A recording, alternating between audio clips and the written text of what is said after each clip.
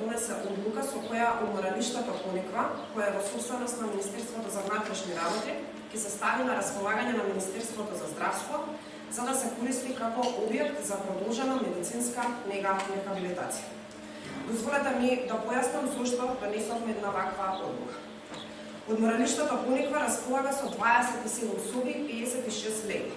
Лоцирано е во природна и мирна средина, што го прави исклучително погоден простор за пациентите кои се веќе во фаза од лекување во која е неопходна физикална и работна терапија. Станува збор за пациенти кои се веќе стабилизирани.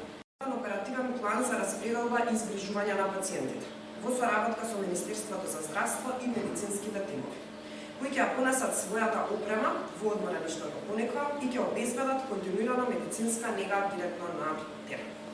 Ќе се направи план пациентите да бидат распределени во негови групи и циклуси на терапија. Предуслови за ваков тип на згрижување. Очекуваме во највозможен рок да ги завршиме сите овие процедури и институционално да ги донесеме овие одлуки, медицинскиот кадар да контактира со сите пациенти, пошто ќе започне сместувањето и спроведувањето на терапиите согласно веќе утврдениот план. Добра кондиција и во добра состојба, односно Министерството за внатрешни работи навистина си ја поддржува просторот затоа што тој е негов собственик.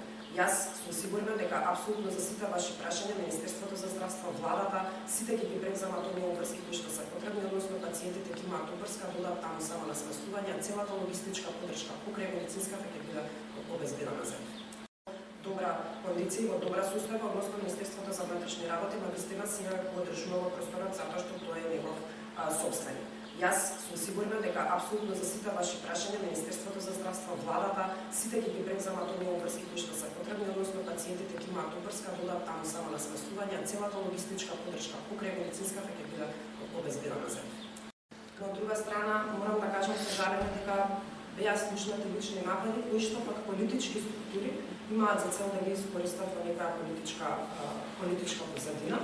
Навистина жалам што некои политички структури имаат традиција и морам да кажам дека е ноторна лага тоа што е изнесено на таа пресконференција. Од друга страна, Социјалдемократскиот сојуз е политичката партија која што во време на власта го набавува тој софтвер за форензика. И точно знаат дека тој софтвер не може да функционира без лиценци. Тие лиценци на годишно ниво секогаш се набавуваат затоа што таа опрема е намената за дигитална форензика. Овој договор кој што го спомнуваат е рамковна спогодба за 3 години за набавка на лиценците и ушто повеќе од тоа. Замислете да набавуваат опрема во нивно време, денес ќе следуваат на пресконференција или веруваат лаги. Мислам дека навистина немам што повеќе да додадам, освен дека навистина влада има голяма безидејност. Вашиот предлог во предвид, ова беше исклучително важна информација која што сакавме да споделиме со јавноста и заради тоа пресконференцијата беше закажана за денес во 13:30 часот, но видно да при навистина големи температури ќе ги земеме и овие забелешки.